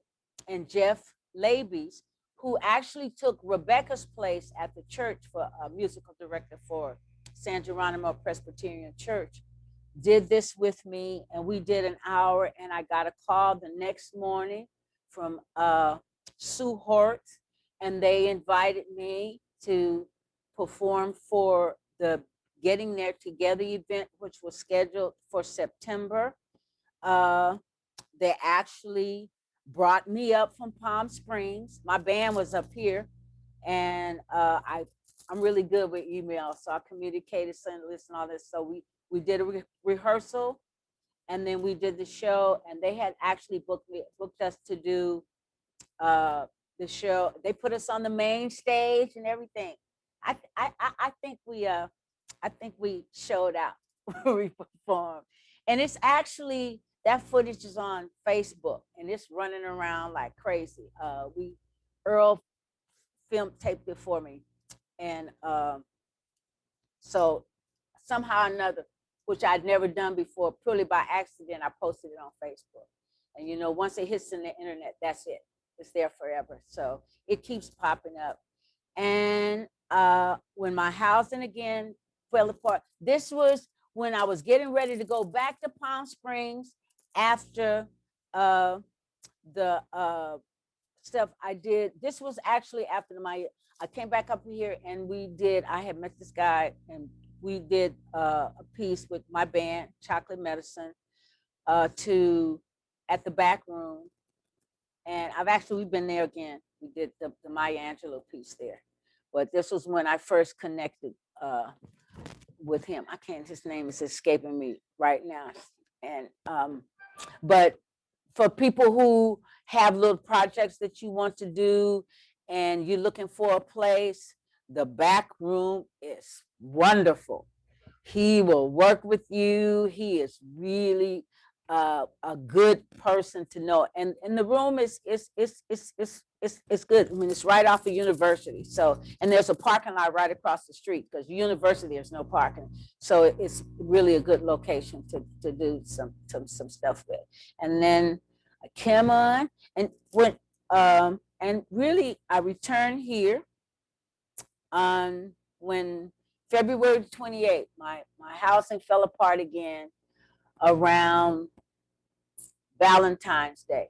I had just done a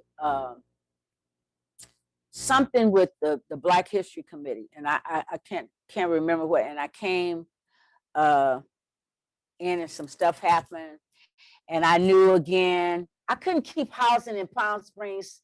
One time I got 8 months. Everything was like 6 months, and it would end, and I'd be looking for a place again. So this when it fell apart that time, I had work up here, plus I had promised Marie I was gonna house sit for her when she went on the cruise. So I called her and I said, Marie, can I come early? And she said, of course, Mwanza, come on. And I came on up on February the 28th, and I didn't do the Black History celebration in Palm Springs, which was scheduled for the 29th. I called Jarvis, I didn't text him, who's the president of the committee. And I said, Jarvis, I'm not gonna be there. Get somebody to drive the car that I'm supposed to drive. And so I said, I'm going to Northern California. There's no sense in me waiting another day. So I left, I came back, and a week and a half later, we got sheltered in place, and Marie kept me in and let me be her house guest. Actually cleared out one of her closets for me, and so that I could be more comfortable and not just be carrying everything out of a piece of luggage. She gave me the whole west end of her home, and with my own bathroom and all that stuff. And I was just, I absolutely love her, adore her. She's not just my friend, she's my sister. And I wouldn't be here today if it wasn't for Marie, because she was the catalyst to this happening. I secured this place on November the 7th. So I'm back in Northern California, which I'll be here for the rest of, and that is really all I have to talk about. And I'm going to end with this. I met Abby Lincoln doing some time in Berkeley, doing a project, and she came through. And at the time she was Aminata Moseka. And I didn't really do any of her compositions early on in my career, but in the last 2 years, I decided I should go visit her music, and I did. And I absolutely love what she did. And this is one of the songs that she wrote. And I chose this one because it really speaks to the journey of my journey as well as hers. It really compared to mine. And so the song is titled Being Me. Excuse me. Let me wet the old whistle. All along the way, there were things to do. Always some other someone I could be. There were other things to know, other ways to go, to fly a spirit for the stage to show. It wasn't very easy learning to be me, though my hitting hard might disagree. There were times I walked away, other times I stayed to see the drama of my life played. Learning to be me, I dared to be myself alone. Though I'm losing my mind, y'all, let me get these lyrics and I'm gonna start again. I'm going blank, I talked too long. Okay. Being me, I dare to be myself alone. Sometimes I love the things they said. Some things were cold as stone. It was lonely sometimes, and then sometimes it was blue. The lights were brilliant sometimes there was you. Being me, I laughed. See now and then, though so many things have changed, and yet somehow, oh, I know there will always be a stage and a song for me. Hold the curtain open. It's time to take a bow. Thank you for coming out. That's me, y'all. Wow. Wonderful. Thank you so much. That was beautiful. Thank you. Incredible. Thank you. I am so glad I stayed through this entire session. It the was whole thing. amazing. Yes, I'm just so Yes. glad. And you know what? Your voice is just amazing. Amazing. And it's fully understandable how you developed this career in the entertainment business, because just hearing your voice, it is just beautiful. And Beautiful. you share, you know, I relate to you because you do what my mom did. My mom was a chef.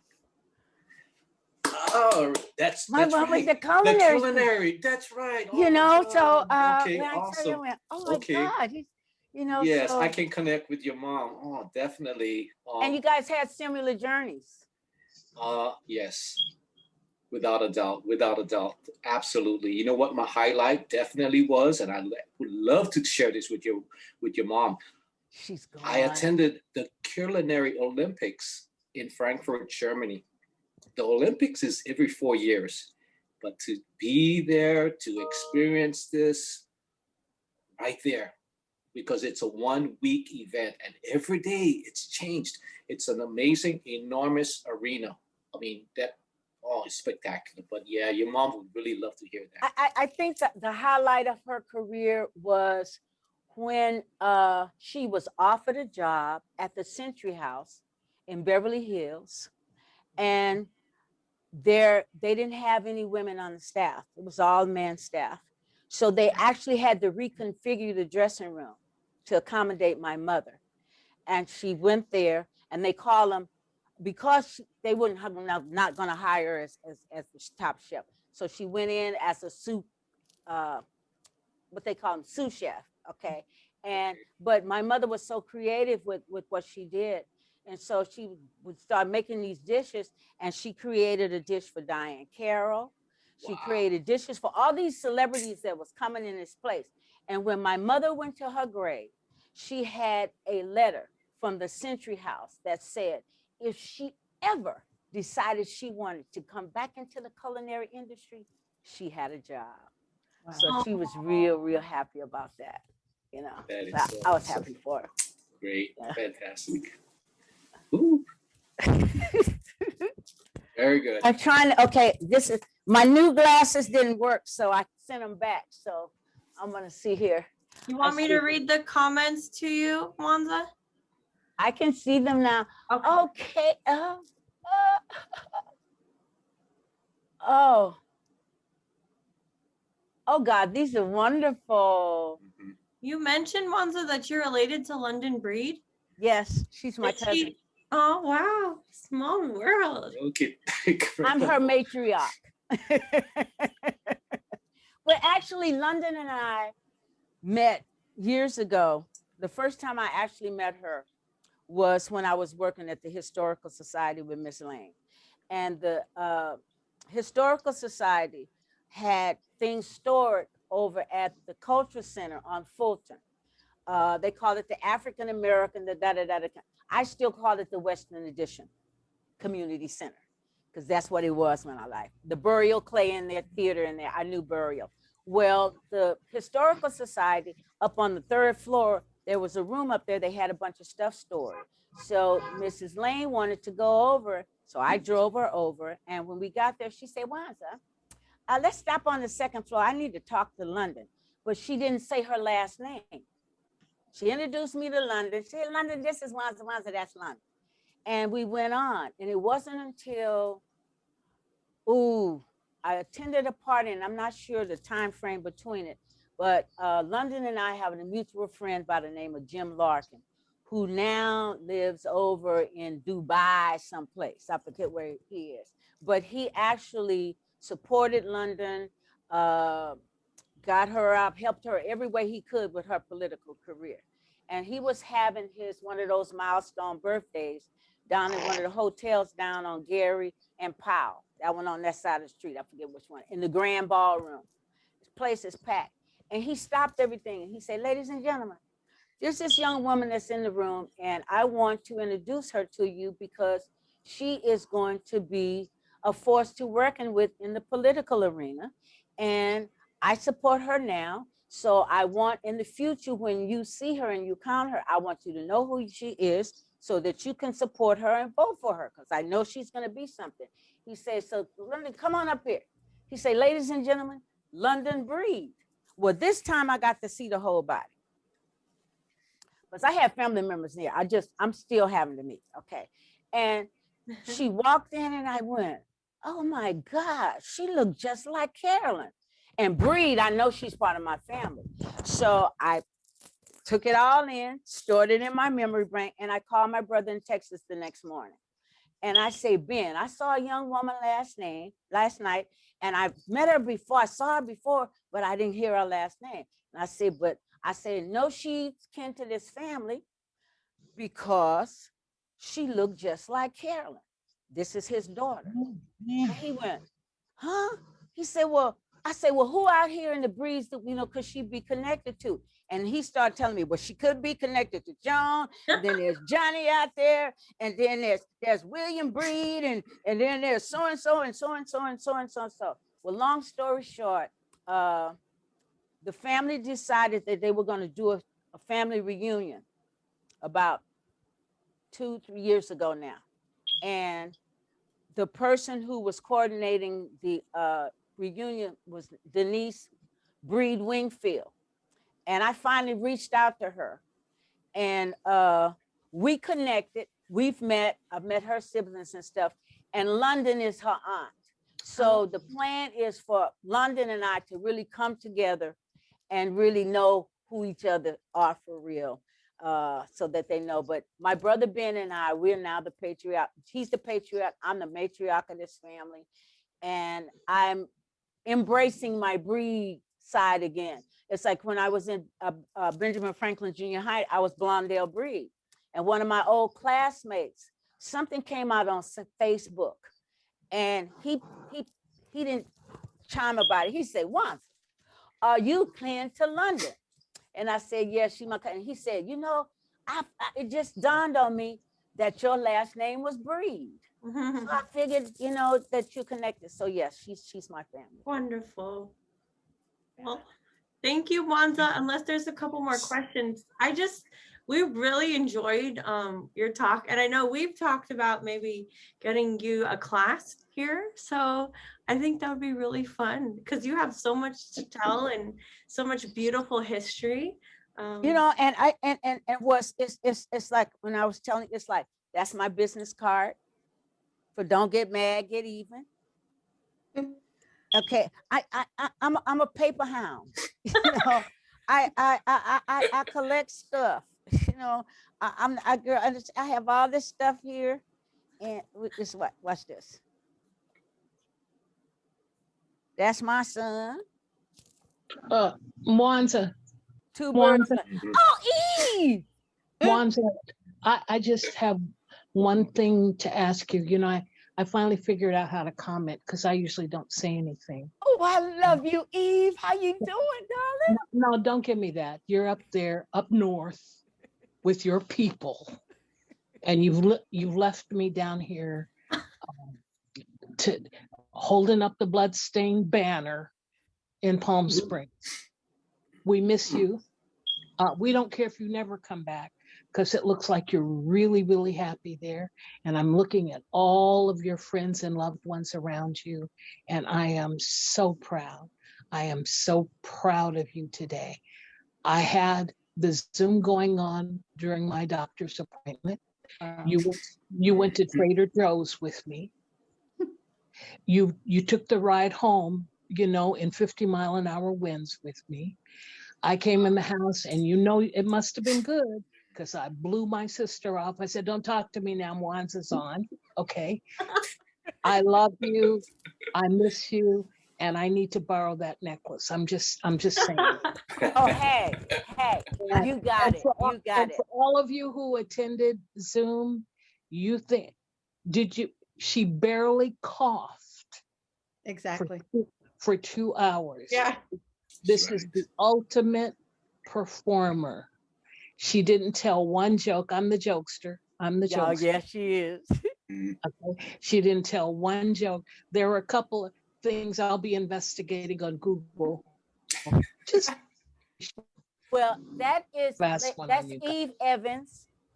Eve is And the ultimate I'm jazz vocalist I'm in no- Coachella Valley. Wait a Okay? minute. I'm really nobody. I'm a reverend doctor just like she is. Yes, that's true. And You got that in common. Your life is a beautiful ministry and it lifts all of us. And I appreciate it on behalf of all of Southern California, for people who know you, don't know you, have seen you, don't know who you are. God bless you. Just keep up the good work, because you're a credit to your race. Oh, did I say that? Oh, Absolutely. I love this. This is so Yes. meaningful. You know, one of our end visions through Living Well is to have meaning. And this was Yes. so meaningful and such a gift. I love that you came and you carried her all the way through. This is wonderful. Thank Yeah. you so much, everyone. I thank everybody. But Jill and Rebecca, I thank you guys so much. I know we will be talking, and I any kind of way I can be involved. I joined the Facebook page. I went ahead and I got that together. So I did that. Well, what's that But address? Eve, I definitely will be back to Palm Springs because Johnny and I are still wanting to do that jazz under the stars. I have Oh, a yeah, 45-minute set. I gotta come back. No, I'll be living here, but I will be coming to visit. Well, should I do my act? Oh, Whoop, we lost. oh, there she is. That is so wrong. I'm going. I have another Zoom meeting to attend. I love you. I need that head wrap too, Mwanza. I'll call you. I'll show you how to do it. It's actually a shawl. Oh, I'll show no. you how to do it. It's real simple. My head's too big. You have a skinny No, head. no. You can do Oh, this. Are people still listening? I gotta go. Bye. Nice to see everyone. Thank you all for Right. coming. Thank you. Stay well. Thank you for being a part of this. Thank you, Happy Black Mwanza. History Month. Thank you, Mwanza. Mwanza, we have to do more things. Let's talk offline. Yeah. Okay, we will. We definitely Connect will. again. Okay. Bye-bye. Thank you. Bye, Bye, y'all. Be great. everyone. All right. Bye-bye. Thank you, Bye. Happy everybody. Black History Guys. Month. Bye. Bye. Bye.